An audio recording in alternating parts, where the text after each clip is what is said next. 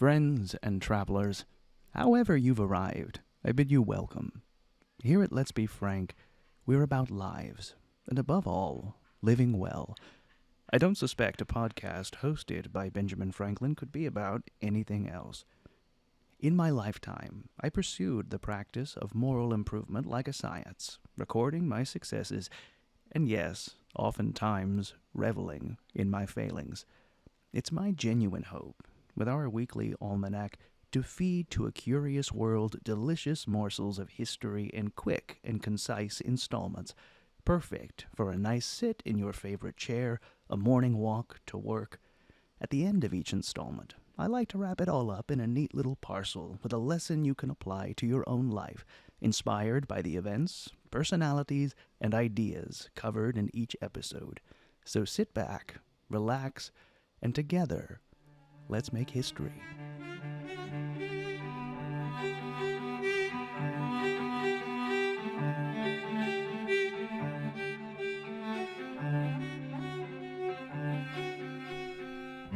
Greetings and salutations, dear listener. Welcome to another installment of Let's Be Frank, an auditory almanac for the curious mind with me, your faithful friend and host, Dr. Benjamin Franklin, printer. My beloved Junto, our last installment about fables has fostered some wonderful responses about the lessons derived from the story of the astronomer and the well, one of which I wish to share for you at the beginning of today's episode. Dr. Franklin, the lesson I learned from the astronomer and the well is, while chasing your dreams for the future, don't neglect the duties of today. Now, if that doesn't belong in my Poor Richard's Almanac, I don't know what does. Now, my friends, today we have a very, very exciting installment, an interview from a brilliant scholar who's just received their PhD from the UK. Now, continuing on the same theme of stories, I thought today we could talk about a very different mode of storytelling that has become very popular in your time, but has many of its beginnings in mine.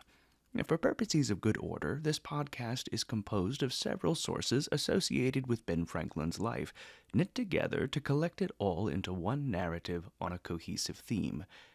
Today's installment is about fairy tales, where we can trace their beginnings, where we derive their magic, and how they conjure magic in us.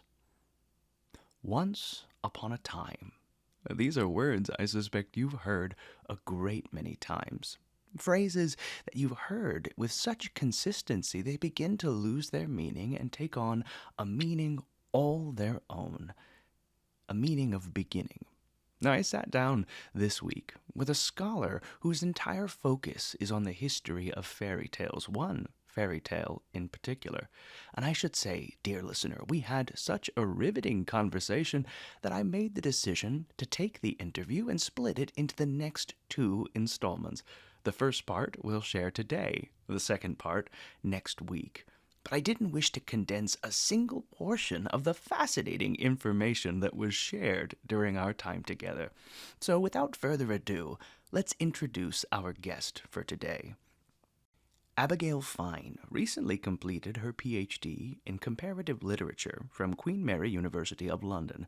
Her dissertation, Fantastic Transformations, The Evolution of Fairy Godparents in British and American Adaptations of Cinderella, 1922 to 2021, focuses on the magical helper character in film and literary adaptations of Cinderella.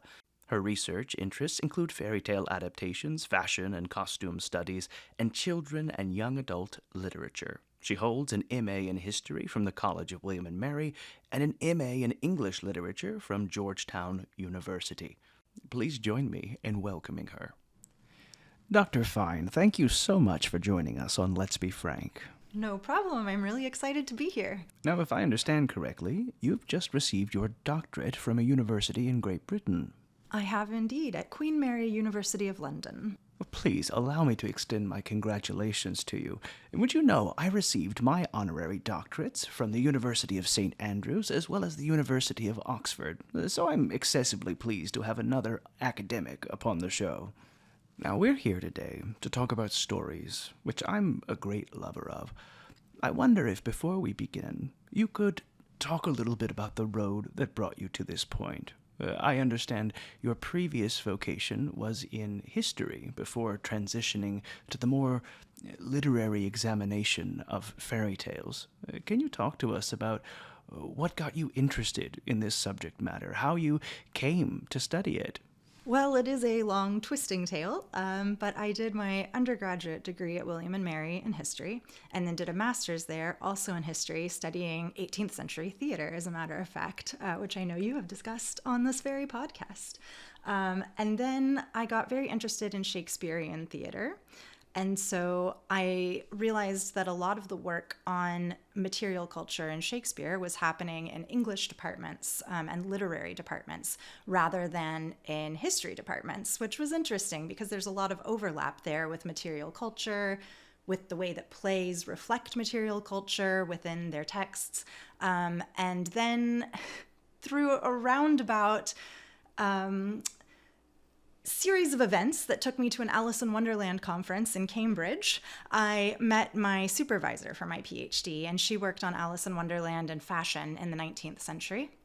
And so I emailed her and asked her if she would be willing to work on a PhD on Cinderella and fashion, which has now evolved into my finished, completed dissertation, Fantastic Transformations, the Evolution of Cinderella's Fairy Godmother. So my work really focuses on Cinderella specifically, and then the magical helper figure in those stories. Fascinating. Entirely fascinating. Thank you for sharing that with us.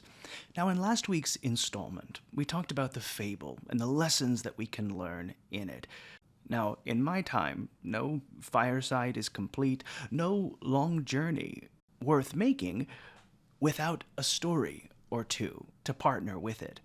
Now, while we have a collection of stories we tell, while some of them involve fairies, the modern conception of the fairy tale is something which is evolving and developing in my time. Yes. I wonder if you could talk to us about how our modern conceptions of the fairy tale developed to become the cultural standard for how we tell stories in your time. Let's see, where to begin? Yes, I guess a question that I often get asked is, what is a fairy tale? And an academic named Andrew Teverson says that they are short, popular tales of magic that are generally regarded as traditional because of their broad circulation.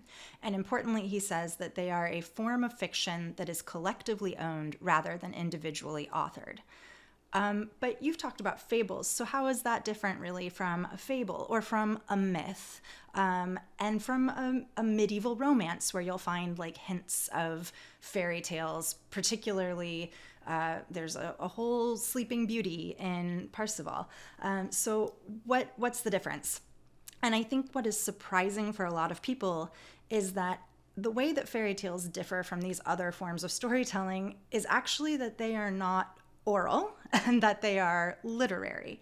And it's the literariness of the fairy tale that makes it specifically a fairy tale. Of course, fairy tales are part of an oral tradition as well. You can't say that there's no such thing as the oral tradition with the fairy tale. But there's a scholar named Ruth Boddigheimer, and she talks about that the rise of what we today here in the 21st century would call a fairy tale occurred really starting in the 16th and 17th centuries in Italy as a written form. And in particular, because society there started to be less rigid with classes. And so things like the rise fairy tale, which you could say Cinderella is a rise fairy tale, were able to be conceived of and written there. And our term fairy tale comes from the French conte de fées. And that was coined by Marie Catherine d'Aulnoy in the late 17th century. And so this is where our concept of fairy tales today is really birthed, is in early modern France, 1680s and 90s at the court of Louis XIV. And there was this whole salon culture that was really dominated by aristocratic women. And so these women really popularized the genre of fairy tale. There was a whole movement called the Battle Between the Ancients and Moderns, And a lot of men in the French court were saying that we could never excel the ancients, that ancient writers were so perfect in their writings that nobody could hope to excel. The women, who were the ones writing this new literary genre, were saying, no, no, no, we can. The moderns have things to say. And one of the only men on the side of the moderns was Charles Perrault. And Perrault gave us Cinderella the way we know it today, as well as he has a version of Little Red Riding Hood, Puss in Boots, I think Hop on My Thumb, and he published his fairy tale collection in 1697, and it was Histoire de Conte en temps passé. I can read it much better than I can speak it. But yes, so he published this volume and he dedicated it to the Princess of France, the niece of Louis XIV. And so there is sort of a youth connection with fairy tales there, but it wasn't necessarily about childhood culture. Fairy tales at this time were not 100% associated with children, the way that today we think of fairy tales as something that you give kids. These women who were writing, and Perrault, were writing for adults as well, and particularly for an aristocratic audience. And I think that's the other thing with where our modern canon of fairy tales comes from, is that they were not taken from folklore, from the Volk. They were very much being written as literary tales of civilized manners, of conversation, of civilité. And so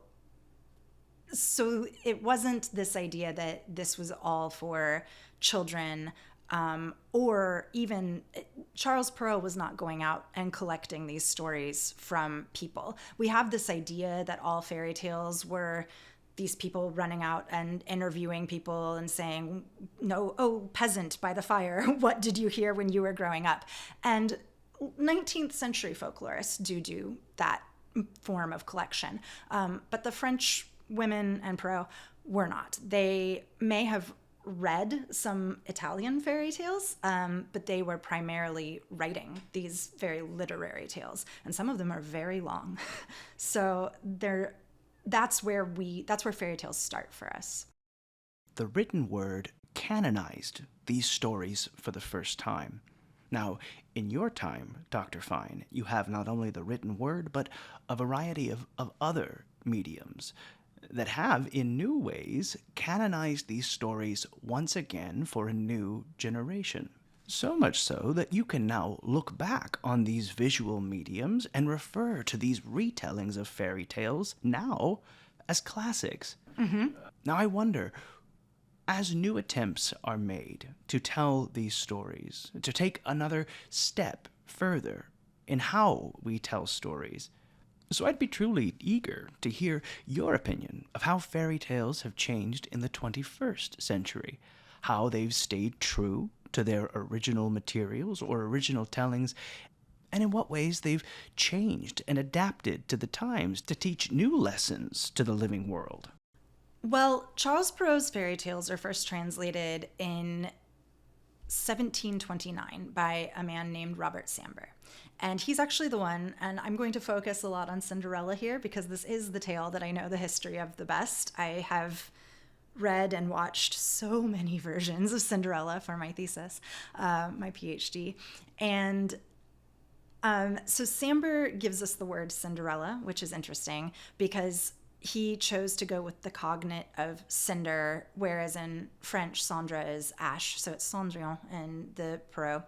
And so we have this, Robert Samber is why we have the word Cinderella in the English language. So after 1729, the fairy tale collection is very popular, and it really does start to take off in England. And by the 19th century, it's pretty set. There are set illustrations of Cinderella by the hearth, of the fairy godmother visiting Cinderella, usually one of her like in some way tightening the corsets of her stepsisters, and because they were practicing tight lacing. Perot actually like talks about that in the text.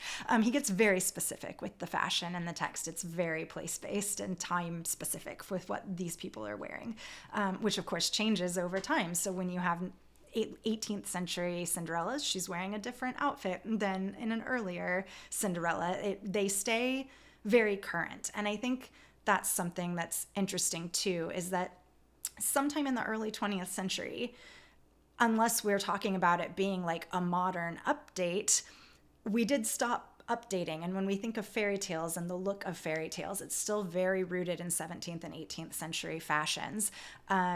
Despite the fact that through those centuries, the fairy tales kept up with the times. So that's something that's interesting. It's incredibly interesting.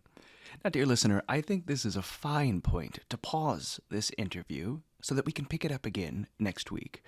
Next week, we'll discuss a little bit more about the history of fairy tales and also speculate how they're going to evolve beyond your time and into the future.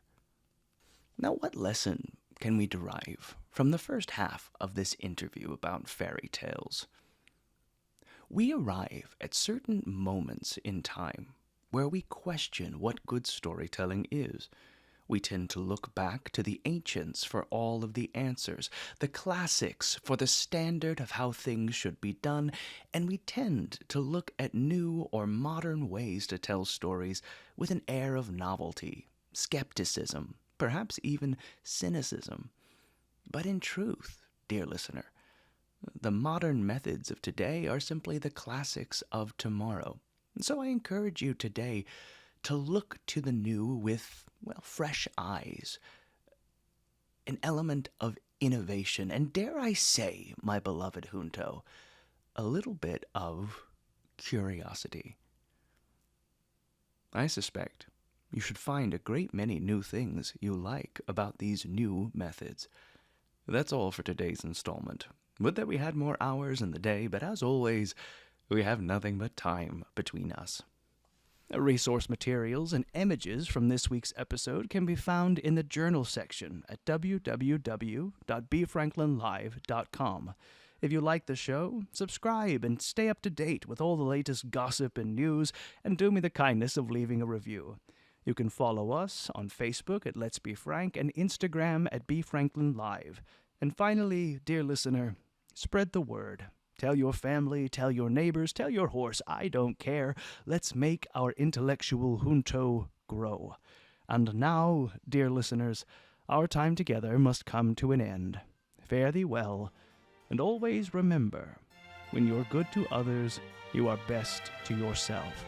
Until we meet again, I remain your humble and obedient servant, Dr. Benjamin Franklin, Printer. Stay curious, my friends.